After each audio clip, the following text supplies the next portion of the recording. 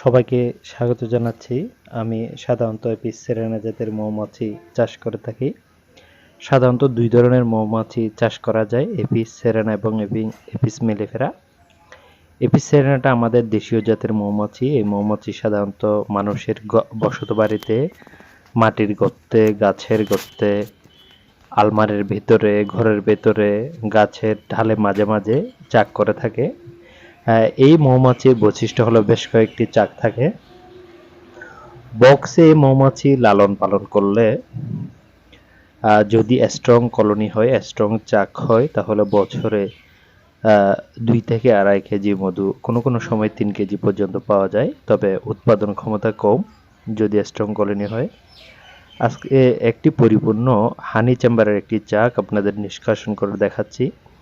আপনারা দেখেছেন এই চাকটি কিন্তু সম্পূর্ণ ক্যাপিং করা, অর্থাৎ মৌমাছিরা ফুল থেকে নেকটার নিয়ে এসে এই নেকটার যে সেলগুলোতে জমা করার পর তারা পাখা দিয়ে একটি হিট দেয়, বাতাস করে।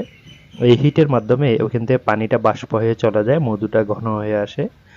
যখন মধু ঘন হয়ে আসে তখন এরা ক্যাপিং করে দেয়। এই ধরনের ক্যাপিং মধুটাকে রাইফ মধু অর্থাৎ পাখা মধু বলে। এই ধরনের মধু যদি প্রসেস নাও করি তাহলে কোনো সমস্যা হয় না, বছরে অনেক দিন পর্যন্ত রাখা যায়।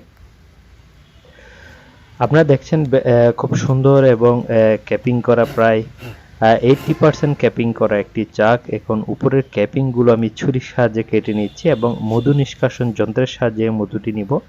এটি বান্দরবান পার্বত্য জেলাতে এই সময় প্রকৃতিতে রয়েছে বিভিন্ন ধরনের বনজ ঔষধি ফুলের গাছ এবং এই মধুতে রয়েছে ঔষধি বনজ ফুলের নির্যাস, যার কারণে এই মধুটা খুবই গুণগত মান। এছাড়াও এপিস সেরেনা জাতের মৌমাছি চাকের মধু আসলে অন্যান্য জাতের মৌমাছি চাকের চেয়ে কিছুটা ডিফারেন্ট টাইপের হয়ে থাকে। এই জন্য ক্রেতা সাধারণের এই মধুর চাহিদাও কিন্তু বেশি। উৎপাদন কম এবং চাহিদা বেশি হওয়ার কারণে এই মধু প্রতি কেজি 2500, 3000, 3500 এই ধরনের বিক্রি হয়ে থাকে। আমি কিছু মৌমাছি চাষ করি এই জাতের এবং কিছু অন্যান্য মানুষের মৌমাছির কলোনি আছে যেগুলো আমি দেখাশোনা করি। অনেক সময় ওদের থেকে ওরাও মধু বিক্রি করে এবং উৎপাদন ক্ষমতা কম, তবে চাহিদা বেশি হওয়ার কারণে অনেকে এই মধুটা নিতে চায়, হয়তো বা অনেক সময় দিতে পারি না।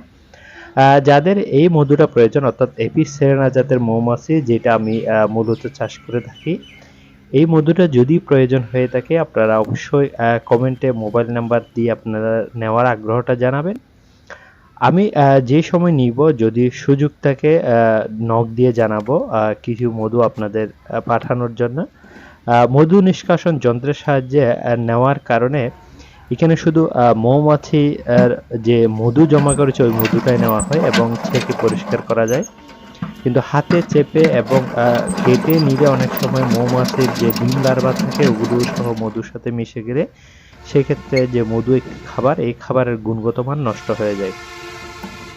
এবং মধু নিষ্কাশন যন্ত্রের সাহায্যে যখন মধুটা নেওয়া হয় তখন মধুটা পরিষ্কার থাকে, কোনো ধরনের পোকা বা মৌমাছির ডিম লার্ভার রস কিন্তু এখানে মেশে না, শুধু মধুগুলোই এখানে থাকে, যার কারণে সম্পূর্ণ স্বাস্থ্যসম্মত বলা যাবে এই মধুটাকে।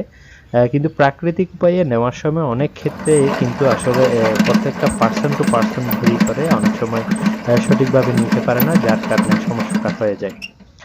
দেখেছেন আমি খুব সুন্দরভাবে ক্যাপিংটা কেটে মধুটা নিষ্কাশন করে নিয়েছি এবং আপনারা দেখুন চাকটি কিন্তু একদম খালি এবং যে মধুটা ছিল পুরো মধুটাই কিন্তু এখানে